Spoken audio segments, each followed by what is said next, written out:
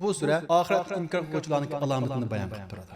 Ya'ni Allohga ishonmaydigan kishilar qanday bo'ladi? Agar bir odam men Allohga ishonaman deb turib, u alab bo'lib qolsa, bu odam men Allohga ishonaman degan gapida rasul emasligidan iborat bir haqiqatni bizning oldimizga qo'yadi. Va shundaqla saxta musulmonlarning sirni ichga tashlatadi olmasmi? Siz saxta musulmonmi yoki haqiqiy musulmonmi? Mana bu sura bizga uni deb beradi. Alloh subhanahu va taolo ajoyib bir muhim nuqtani qo'ydi. O qaysi dinga ishonmaydigan odam. Ahiret işenmeyen adam, şundak bir adam ki. Yani bu xil özümüzdeki illetini üstlenmesek çok. Yani ahlakımızı güzelleştirmesek çok. Demiş kılımız bunun birinci doğrusu. Elhamdülillah ve salatu ve selamu ala Resulillah ama ba'd. Esselamu aleyküm ve rahmetullahi ve berekatuhu kardeşler. Biz bugün Allah'ın rahmetiyle Kur'an-ı Kerim'ninki ahirki kısa sure. Yani namaz sürüleri boğan sürülerden Suratul Ma'un yani Ma'un suresini okuyumuz. Ma'un suresi Ere'eyte suresi ve Ere'eytellezi suresi dep atıldı. Bu sureninki bir kısmı Mekke'de düşken, yani bir kısmı Medine'de düşken. Şuna bu sureninki bir kısmı kafirlarning sifatini, ya'ni dinga kirmagan kishilarning sifatini va shundaqla o'zini men musulmon, men dinga ishonaman, islom diniga kirgan desimi, lekin ularningki haqiqiy dinga kirmaganlarningki sifatini, alomatini bayon qilib turadi. Yana bir qism bo'lsa, munofiqlarningki sifatini bayon qiladi. Ya'ni ig'izda men musulmon degan munofiqlarningki sifatini bayon qiladi. Va shundaqla bu sura shundaq bir muhim sura ekan, aziz qarindoshlar. Bu sura bizningki din degan bu atalg'u bo'lgan tushunchamizni qaytadan yangilaydi.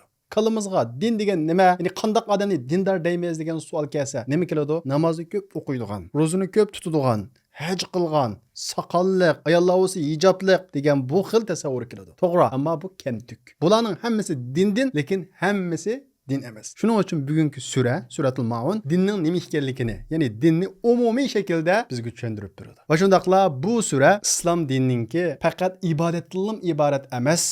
Ve şundaqla İslam dinininki axloqdan iborat emas, mukammal bir hayot sistemasi ekanligi. Bu din bir insonninki ruhini oziqlantiradiganligi, uning kishilik munosabatini yaxshilaydiganligi, uning axloqini go'zallashtiradiganligi, uning jamiyatini go'zallashtiradiganligi, hatto uning davlatini go'zallashtiradiganligidan iborat mana shu xususiyatdan shu sura bizga xabar beradi. Va shundaqla bu sura bizga dinninki ishini shulan, rast ishini shulan, shundaqla ig'izimizda aytish bilan bo'lmaydiganligi va shundaqla ishinish, ig'izimizda aytish, ibodat bilanmi dinning hammasi bo'lmaydiganligini xabar beradi. To'g'ri, qalbimizda ishonishimiz kerak, ig'izimizda aytishimiz kerak, la ilaha illalloh deb va shundaqla shuning talab bo'yicha ibodat qilishimiz kerak, namoz o'qishimiz kerak. Hammasi dindan, lekin dinning hammasi bu emas. Dinga to'liq kirishga buyurilgan biz. Alloh subhanahu va taolo dinga to'liq kiringlar degan. Unda bo'lgan ekan, biz dinning hamma tarafga amal qilishimiz kerak, kuchimizning yetishicha. Ana shundaq bo'lgan vaqtida andin kim biz dinga to'liq kirgan bo'lamiz. Bizga sura mana shu nuqtalarni tushuntiradi. Ko'pinchimiz bunda o'ngchil, so'ngchil tushunib olamiz shu dindorlikni. Ba'zilar deydi, namozni yaxshi o'qiydi, ro'za tutadi, haj qiladi, ya'ni o'zi bir kishilik musulmonlarchilikni yaxshi ado qiladi. Ondan keyin din musho deb turib oladi. Ammo u odamninki namoz o'qigan bilan kishilik axloqida masala bor, munosabatida masala bor, kishilik yaxshi emas. Yana bir o'ylanninki boshqalarning haqqidan qo'rqmaydigan, ya'ni tijoratiga diqqat qilmaydigan, shundaq bir kamchiligi bor. O'zining namoz o'qiganligi bilan o'zini dindor deb o'ylaydi. Amaliyotda bu kamtuk tushuncha. Bunun bilan dindarlik mukammal bo'lmaydi. Bu to'liq dindarlik hisoblanmaydi. Va shundaqla yana bir tarafdan tushunib olganlar, axloqi yaxshi, kishilik yaxshi, ko'ngli yumshoq, boshqalarga mehribon, odamlarga yaxshilik qiladi. Shundaqla mushuklarga yaxshilik qiladi. Qalbi yumshoq, dindarlarni yaxshi deb o'ylaydi o'zini. Men dindarman. Men namoz o'qimagan bilan, men yig'liq otmagan bilan ayollar bo'lib qolsa, mening qalbim yaxshi deb o'ylaydi. Bu dindarlik emas, bu kamtuk dindarlik. Unda bo'lsa haqiqiy dindarlik nima? Mana bizning bugun o'qiydigan suramiz bunga javob beradi. Yani dindarlıknınki insanın qalbida bo'ladiganligi, ig'izdan chiqadiganligi, amal ibodatga boshlaydiganligi va shuningdek go'zal axloqlarga boshlaydiganligidan iborat iymonninki mukammal tushunchisini bizga sunadi. Dinning mukammal bir hayot sistemasi ekanligini bizga xabar beradi. Shundaqla bu sura dinning ibodatlari, shuorlari, yakki ibodatlari va ijtimoiy ko'rsatmalarininki o'zaro hamkorlashadiganligi, bir-biriga munosabatli ekanligidan bizga xabar beradi. Va bu orqali butun insoniyatning hammasini hammaga o'rtaq foydali bir g'oyaga elib boradiganlikdan iborat bir haqiqatni bizning oldimizga qo'yadi. O haqiqat, o g'oya bo'lsa qaysi desanglar, insonlarning qalbining pokizlashi, turmushining tuzilishi, jamiyatininki tuzilishi va shundaqla davlat qurgan bo'lsa, ana shundaq pokiz insonlar to'pi bilan u davlatninki taraqqiy qiladiganligi va ilgarilaydiganligidan iborat mana shu g'oyani va haqiqatni bizning oldimizga qo'yadi. Shundaqla bu sura oxirat inkor qiluvchilarning alomatini bayon qilib turadi. Yani Allah'a ishonmaydigan kishilar qanday bo'ladi? Agar bir odam men Allohga ishonaman deb turib, u alomatlar bo'lib qolsa, u odam men Allohga ishonaman degan gapida rasul emasligidan iborat bir haqiqatni bizning oldimizga qo'yadi. Va shundaqla saxta musulmonlarning sirni ichga tashlatadi bu sura. Siz saxta musulmonmi yoki haqiqiy musulmonmi? Mana shu sura bizga uni deb beradi. Xo'sh, unda bo'lsa biz old bilan surni bir o'qiylik, ondan keyin oyatma-oyat tafsirlatamiz. A'udhu billahi minash shaytonir rojim. Bismillahir rohmanir rohim. Ara'aytallazi yukazzibu bid-din فذلك الذي يدع اليتيم ولا يحض على طعام المسكين فويل للمصلين الذين هم عن صلاتهم ساهون الذين هم يراءون ويمنعون الماعون Ara'aytallazi yukazzibu bid-din. Ey Muhammed'in yo'ldagi insonlar. Dinni inkar qilgan, oxirat kunini inkar qilgan odamni ko'rdingmi? Ya'ni undaq odamning qandoq bo'lganligini ko'rdingmi? Alloh taolo andekin alametlerinde peygamber'de. O şundak kişiler ki fezâlikellezî yed'u'l yetim. Yetimni düşkelleydi. Yetimge bir narsa bermeydi. Ve la yahuddu ala ta'amil miskin. Miskinge taam berişkimi qiziq turmaydi. Teşvik qilmaydi. Feveylul lil musallin. Şundak bir namaz o'quvchilar borki, o namaz o'quvchilarga vay. Veylun degan do'zax bo'lsin. Va ki vay ularning holiga. Allazina hum an salatihim sahun. Ular namazlardan g'afil kishilar. Allazina hum yuraun. Ular şundak kishilar ki riyo qiladi. Va yamna'unal ma'un. Ular aqalli narsani o'tnirim qilmaydi. Xo'sh, endi biz bu surani oyatma-oyat tafsirlaylik. Qarab qilgan bo'lsak, Alloh subhanahu va taolo bu Maun surasidagi birinchi oyatida nima dedi? Ara'aytallazi yukazzibu bid-din. Ey Muhammed'in ümmeti. Dinni inkar qilgan, oxirat kuniga ishonmagan odamni ko'rdi. Endi bu oyatdan keyin sizlar keyingi oyatni o'qimadik deb bir tasavvur qilib boqinglar. Alloh taolo dinni inkar qilgan, oxirat kuniga ishonmagan odamning sifatini nimadan boshla? Biz o'ylaymizki, namoz o'qimaydigan, ro'za tutmaydigan, shundoq o'ylaymiz. Lekin Allah subhanahu wa ta'ala biz o'ylamagan bir nuqtadan boshladi. Dinni inkar qilgan, oxirat kuniga ishonmagan kishilar shundoq kishilarki fazalikallazi yad'u'l yetim. Ular yetimni tushkallaydi deydi. Yetimga, ojizga yoki jamiyatdagi tuvan tabiqadagi, iqtisodiy jihatdagi yoki nupuz jihatdagi tuvan tabiqadagi kishilarga yaxshi muomala qilmaydi. Demak, Allah subhanahu wa ta'ala bu yerda ajoyib bir muhim nuqtani o'tirib qo'ydi. U qaysi? Dinga ishonmaydigan odam, oxiratga ishonmagan odam shundoq bir odamki, uning axloqi go'zal emas. U odam yetimga yaxshi muomala qilmaydi. Yetimni dushkallaydi deydi. Xo'sh, endi biz o'zimizning din tushunchasiga bir qarab boqaylik. Biz din desa namoz keladi deysizmi? Shundaqmi? To'g'ri. Umumiy din. Ammo Alloh subhanahu va taolo dinni inkor qilgan odamning sifatida birinchi ulab nimani bayon qildi? Yetimni dushkallashdan iborat bir axloqsizlikni, bir shafqatsizlikni bayon qildi. Demak, iymon degan, din degan faqat e'tiqod emas ekan. Faqat so'zlash emas ekan. Faqat ibodat emas ekan. Nima ekan? Güzel axloq fazilat ekan. Kishilik munosabat ekan. Alloh subhanahu va taoloning din tushunchasi mana bu. Demak, bir odam dindor bo'laman deydi ekan, u odam Allohga ishonish kerak, og'izda buni iqror qilish kerak, namozlarini ado qilish kerak va shuning bilan birga kishilik munosabati go'zal bo'lishi kerak. Axloq fazilatga ega bo'lish kerak. Unda bo'lmaydi ekan, u odam dindor emas. Qur'onning hukmi bo'yicha. Va la yahuddu ala ta'amil miskin. U dinni inkor qilgan odam, oxirat kuniga ishonmaydigan odam shundoq odamki, miskinlarga taom berishga qiziqtirmaydi, tashviq qilmaydi.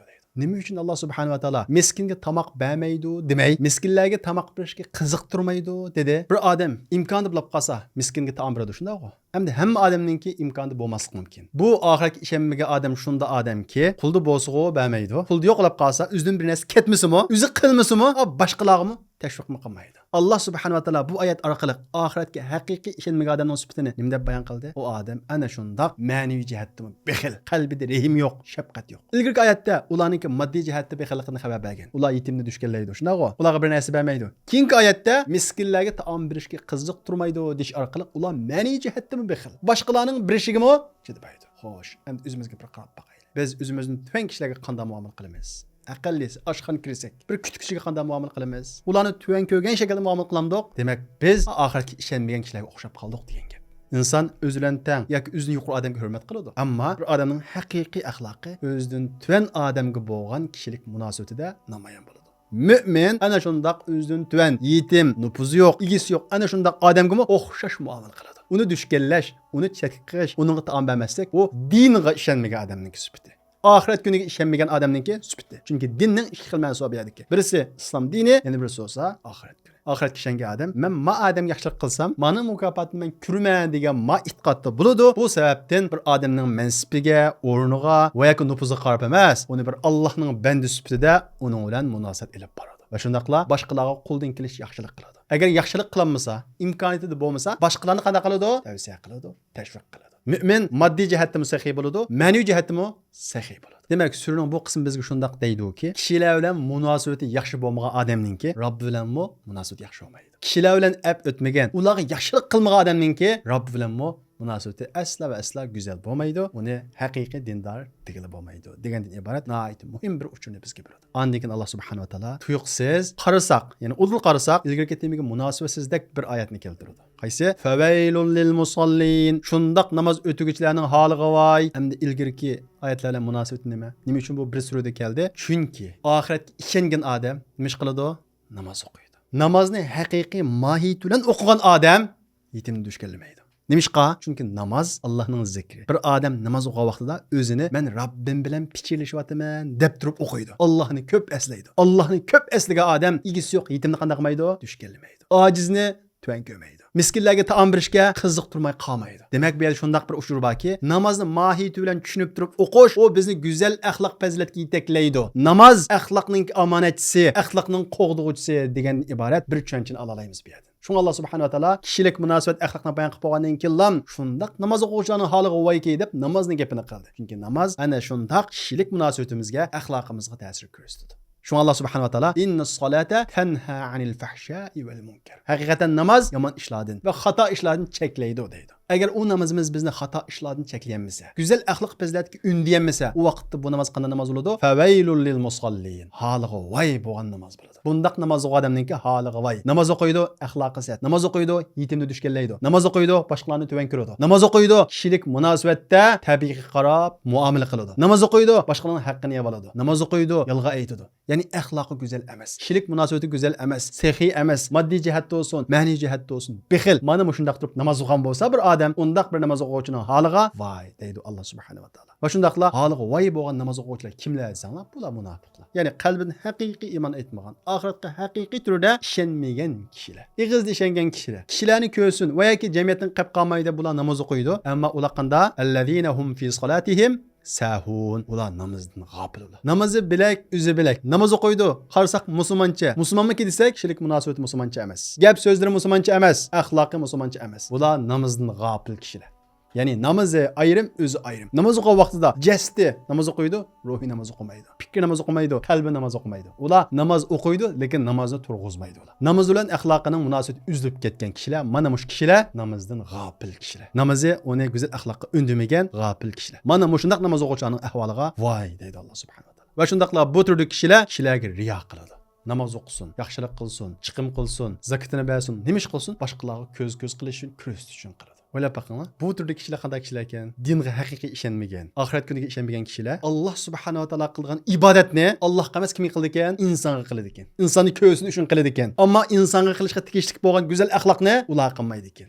Demak, bular shundaq bir baxtsiz insonlarki, na Allohning haqqini ado qildi, na insonlarning haqqini ado qildi. Bular hech birisining haqqini ado qilmaydigan, mana shundaq shaqiy, baxtsiz insonlar bular. Va yamna'unal ma'un. Ular aqlli narsani o'tni yerim qilmaydigan kishilar.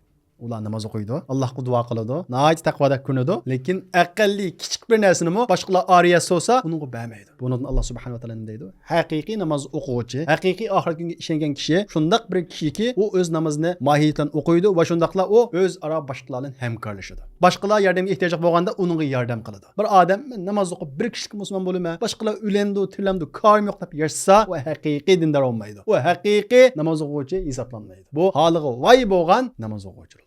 Demek bunu da biz düşünelimizki dindarlık, din, iman degan mana shundaq axloqqa, ibodatga va shundaqla o'z ara hamkorlikqa undaydi. Mushundaq bo'lgan vaqtda andan haqiqiy dindor hisoblanamiz. Endi mana mushundaq Alloh subhanahu va taolo ilgirki oyatlarda degandek, yetimni dushkanlaydigan, miskinlarga taom berishga undamaydigan, tashviq qilmaydigan, namozini nihoyatda bexud o'qiydigan, ya'ni namozi uning ish harakatiga, axloqiga ta'sir ko'rsatmaydigan, namoz o'qisimi riyo qilib o'qiydigan, ya'ni Alloh uchun emas, kishilar uchun o'qiydigan va shundaqla aqalli narsani o'tin yerim qilmaydigan, mana mushundaq axloqsizlik, musulmonga loyiq bo'lmagan, dinga ishonmagan kishilarda bo'ladigan ishlarninki tubki manbasini bilamsizlar. Bir odam o'zini musulmon deb turib, nima uchun mana mushundaq pixs qolib qoladi? Nima uchun mana mushundaq bexil bo'lib qoladi? Aqalli narsani o'tin yerim qilmaydi. Nima uchun yetimni dushkanlaydi? O'zidan tuvan kishilarni dushkanlaydi. Nima uchun boshqalarga taom berishga tashviq qilmaydi? Nima uchun? Buning sababi nima? Buning sababi birinchi oyatda. Ara'aytallazi yukazzibu bid-din. Sen ahiretni inkar qilgan odamni ko'rdingmi dedi Alloh subhanahu va taolo. Dal oxiratga ishonmagan odam mana shundoq bo'ladi. Uning axloqida yetimni dushkanlash bo'ladi. Boshqalarga yaxshilik qilishga qiziqtirish bo'lmaydi. Namozni susluq bilan o'qiydi, kechiktirib o'qiydi,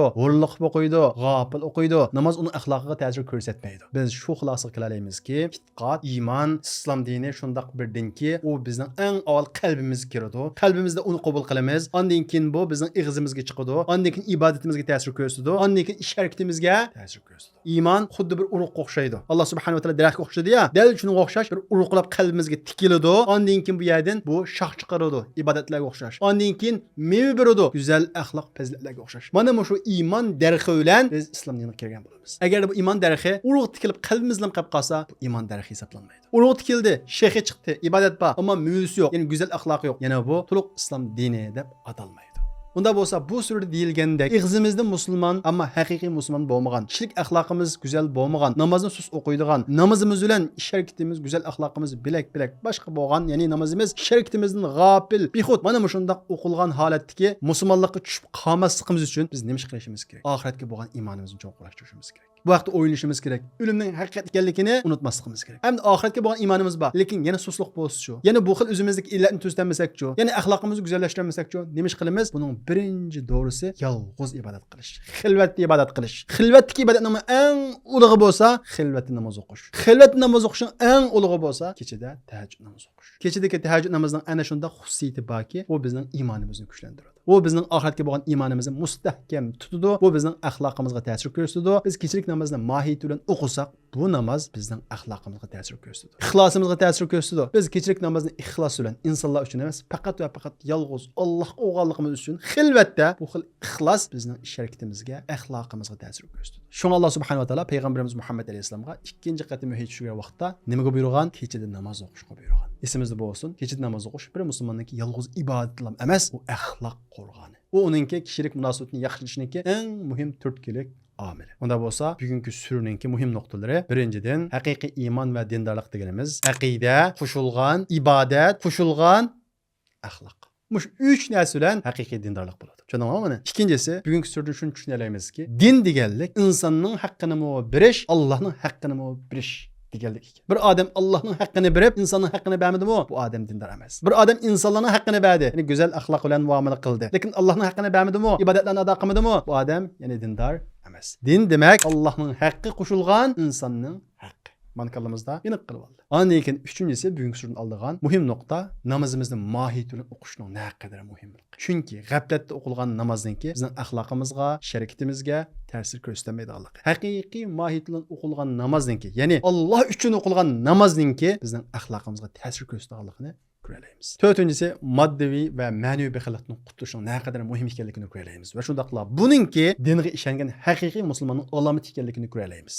Çünkü oldingi 2 oyat kafirlarning sifatini bayon qilgan bo'lib, bu 2 oyatda nima bayon qilinadi? Ma'naviy va moddiy bexillik bayon qilinadi. Qo'lingizda kelsa, moddiy Alloh yo'lida chiqim qiling. Bu chiqim qilganligingiz siz mu'min ekanligingizning alomati. Agar qo'lingizdan kelmasa, boshqalarni tashviq qiling. Ma'naviy jihatda boshqalarga rahimdil bo'ling, shafqatli bo'ling. Mana shunday qilish orqali siz ana shunday Alloh subhanahu va taolo degan oxiratga ishonmagan kishilarning qatoridan bo'lmaysiz. Degandan iborat bu tushunchalarni olamiz. Alloh subhanahu va taolo bizni haqiqiy dindorlardan qilsin. Kishilarning haqqini ado qilgan, insonlarning haqqini ado qilgan haqiqiy dindorlarning qatoridan qilsin. Va shundaqla dinni, iymonni to'g'ri tushungan nisb qilsinki, iymon shundaq bir narsaki insonning qalbida bo'lib, ig'izda chiqib, ibodatlarga ta'sir qilib, sharikat va axloqiga ta'sir ko'rsatadi. Unda bo'lmaydi ekan, ig'izimizda deb qo'ygan u gap la ilaha illalloh u bir havo bo'sh so'z bo'lib qoladi.